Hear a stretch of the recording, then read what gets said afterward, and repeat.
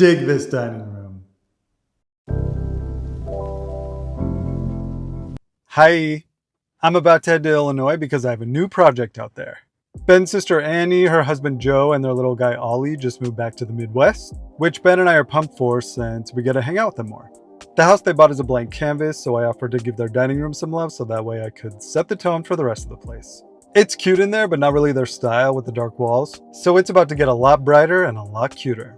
I don't want to bore you with too much talking, and I still have to drive 45 minutes to get there, so let's get to it. Other people's places with Brew City builds. First thing I had to do was fill all the holes from the previous owner with some spackle. Once that dried, I gave it a good wet sand to smooth it out. It looked super wet, but my sponge was barely damp. Then I started taking down that old chandelier, making sure the power was off. This thing weighed like 500 pounds, so heavy. From there I started cutting in with 2 coats of primer to cover up that dark color. Then I used a 3/8 inch nap roller to apply it on the walls. I was nervous I might have to do 3 coats to cover that dark, but 2 was enough. Then I did the same thing with the Paint Color Fresh Popcorn by Behr. It's a nice bright warm white. After that dried, I marked the walls 6 inches down from the ceiling so I knew where to tape off for the ceiling paint. We decided to go with the color Terracotta Clay by Behr. It's a little orangey but also a little pinky, and it definitely warmed up the room once it was completely painted. As those 2 coats dried, I cut and painted the wood molding that was going up on the walls. Then I used a stud finder and marked where all the studs were with some painter's tape so I knew where to attach the molding. This just ensures they stay up there super secure. I also did a few dabs of liquid nails on each board to make sure they wouldn't go anywhere. My trusty assistant Ben came down to help me to attach them. These boards were over 12 feet each, so I definitely needed an extra set of hands for this part. Once they were up, I did a bead of caulk to fill any gaps and fill any holes from my nail gun. Smoothed it out with my finger, let it dry, and did a final coat of paint to finish it off. While I was up there, I decided to install the new pendant light. I'm super into it. I found it on Etsy and will link it below if you want to check it out. There's a bunch of good ones. Then it was just taking the last little bits of painter's tape off from around the windows and molding. Another tape ball in the can. Okay, the work in the room is done, so I'm treating myself to a little coffee break. Before I head back, I thought I would take a minute to show you the mood board I put together so you kind of have an idea where the room is headed.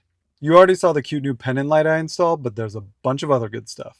The vibe is going to be contemporary and cool with terracotta pink and teal tones with some wood pieces to ground everything. But also kid-friendly since they both work full-time and have their hands full with the 2-year-old. So I don't want anything to be too fussy or a pain to clean. But yeah, now that you know, let's head back there and get this dining room put together. Luckily, Annie put this sideboard together for me, so I just had to put it in its spot. We also got this round ruggable rug. I'm a big fan of these, especially when you have a kid who drops food on it all the time, so you can wash it. It's also fun to smooth it out on the rug pad it comes with. Moving the new dining table in was not the easiest by myself, but I did it. And these wipeable chairs were also a choice with little Ollie. They have to fill their entire house with artwork, so to save some money I found this big frame canvas at the thrift store for cheap, took it apart and did a light sand on the frame, and did 2 coats of spray paint in the color Lagoon in a satin finish and applied 2 coats of flat latex paint color matched to the spray paint so it had a monochromatic vibe. This is art, people.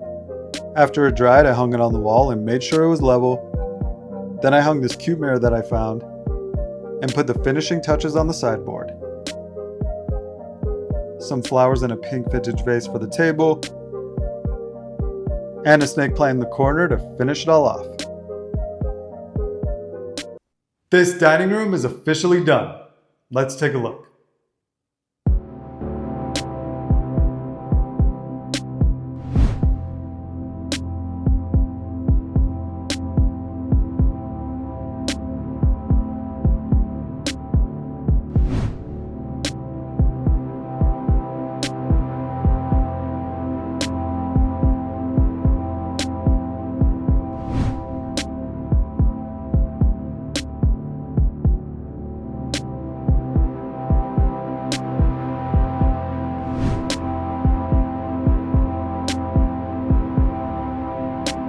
Well, another room done. I know I always say this, but it's pretty cool what a little paint can do.